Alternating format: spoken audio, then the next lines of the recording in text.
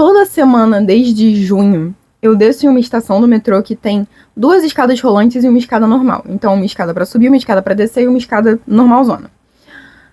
E toda semana, o que eu comecei a observar é que a escada rolante estava sempre com fila. E por um bom tempo eu fiquei nessa fila, porque me parecia uma decisão muito óbvia. Até que por algum momento eu tive essa experiência, esse insight de olhar para outra escada e falar, uau, ela tá vazia. E comecei a subir na escada normal. E nessa comecei a observar a quantidade de pessoas que automaticamente viram a estação e entram para a escada rolante, independentemente de estar com fila ou não.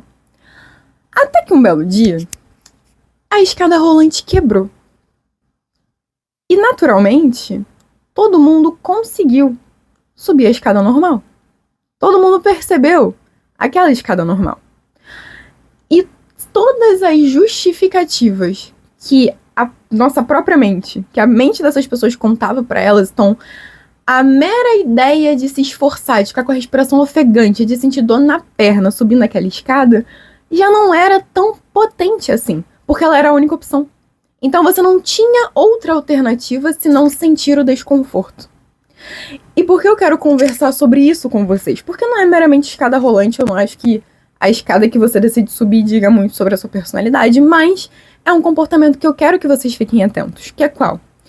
De preferir conveniências, independentemente delas serem necessárias ou não. Por que eu quero falar disso? Porque a conveniência, hoje em dia, é o que mais dá certo lucro. E como a gente pode observar isso? A gente observa isso porque os aplicativos de delivery fazem muito mais sucesso do que fazer comida. A gente observa isso quando o Ozempic e o Mounjaro já não são mais medicamentos para pessoas específicas e começaram a ser receitados tal qual água. Então agora até pessoas que já são magras, que não tem problema nenhum e que podem tranquilamente ter o mesmo resultado do Mounjaro fazendo dieta e treino, preferem gastar dinheiro com o Mounjaro porque é mais rápido e é mais conveniente. Você só injeta um remédio. A gente observa isso quando a nossa atenção fica dividida na hora de fazer um trabalho por 5 minutos e a gente já corre para o ChatGPT. Então, ler, desenvolver já é muito trabalhoso para nossa mente, mas na ausência do delivery, na ausência do Mounjaro, na ausência do ChatGPT, a gente conseguiria. E o que eu quero que vocês observem não é o problema das conveniências. Eu acho que todas elas são muito importantes e ajudam muito a gente se a gente souber usar. O problema é que uma cultura, uma geração, uma sociedade que já tende a não querer executar esforço, vai usar essas conveniências de uma forma errada. E para isso a gente precisa admitir que existe um jeito certo e errado de usar as coisas. Então o que eu quero trocar aqui com vocês? Quando a gente vai falar sobre vontade de fazer alguma coisa é algo maleável. Não é um acidente. A gente não, às vezes, sente vontade. A gente treina a nossa vontade. Então, se você quer ter vontade de treinar, você não pode esperar que essa vontade chegue. Porque ela vai chegar conforme se executa. E qual é a maneira que você treina a sua vontade? Pelos meios de ação. Então, vamos organizar esse raciocínio.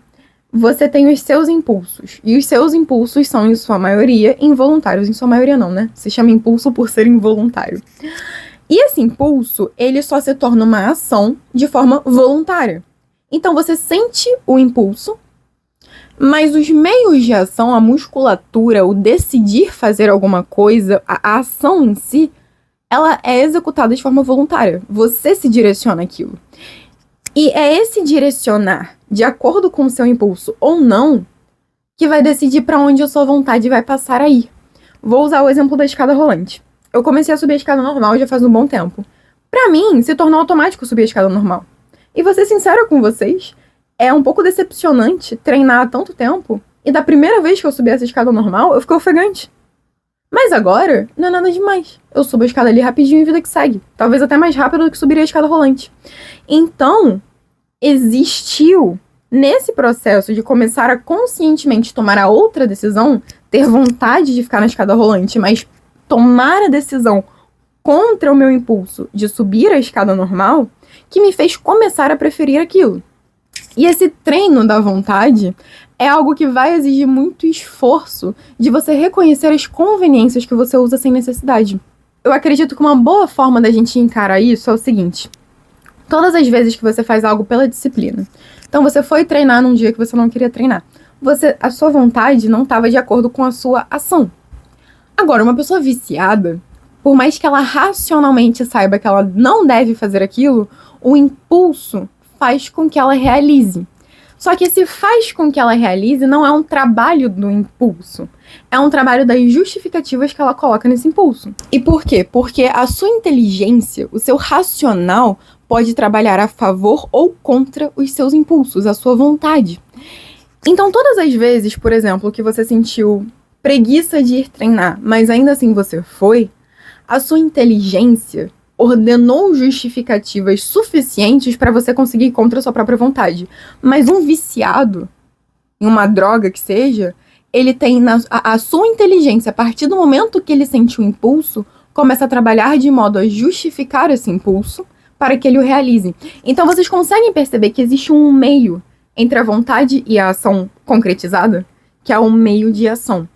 E a minha conversa com vocês aqui é a seguinte: tragam isso à tona no dia a dia de vocês. Os meios de ação são altamente controláveis. Você pode sentir raiva e relaxar seu corpo. Você pode sentir a preguiça e ainda assim, muito lentamente, colocar o tênis e sair de casa. Você pode sentir a vontade de pedir comida e ainda assim levantar, abrir a geladeira e esquentar a comida que está na geladeira.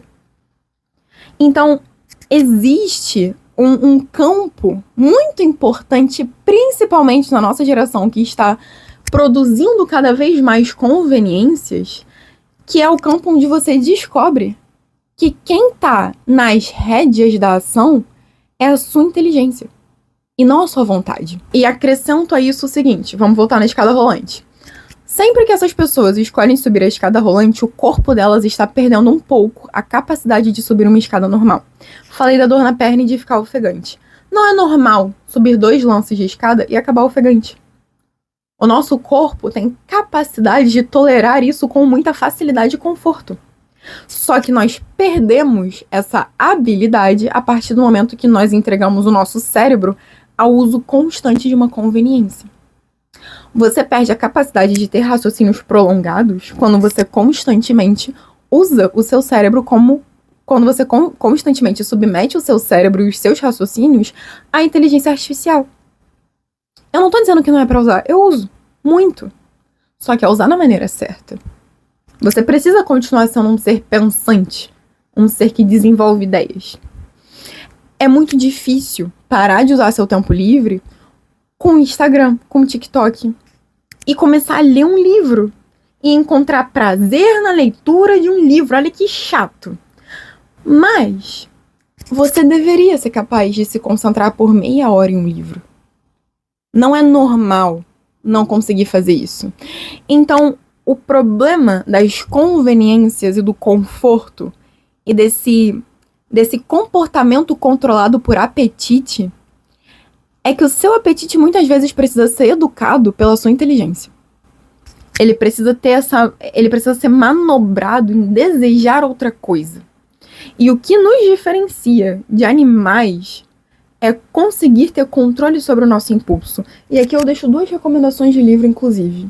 Me dá um segundão aqui. A Abolição do Homem. Acabei de falar com vocês o que nos diferencia de animais. E provavelmente depois de ler esse livro você vai querer começar a subir as escadas. E A Educação da Vontade, de Gilles Payot. Todo o raciocínio que eu estou tendo sobre vontade, educação da vontade, esforço da vontade, está vindo desse livro. Que... vale cada página. É magnífico.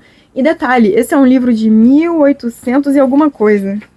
Vamos descobrir aqui. 1894. O livro foi escrito em 1894. E ele já falava sobre as distrações, sobre você não ter foco, sobre os prazeres agudos. Imagina se Gilles Payot estivesse vivo em 2025. O cara tá maluco. Pois bem, a nossa conclusão aqui é: tome as rédeas da sua ação. E pare de viver nesse automatismo onde você começa a fazer coisas burras e a se tornar uma pessoa burra porque não quer se esforçar. E o esforço ele é extremamente recompensador, porque aquilo que gasta muita energia hoje se tornará o seu lugar mais confortável amanhã. E devo dizer que numa geração de conveniências, alguém que sabe existir para além delas, com certeza sai ganhando.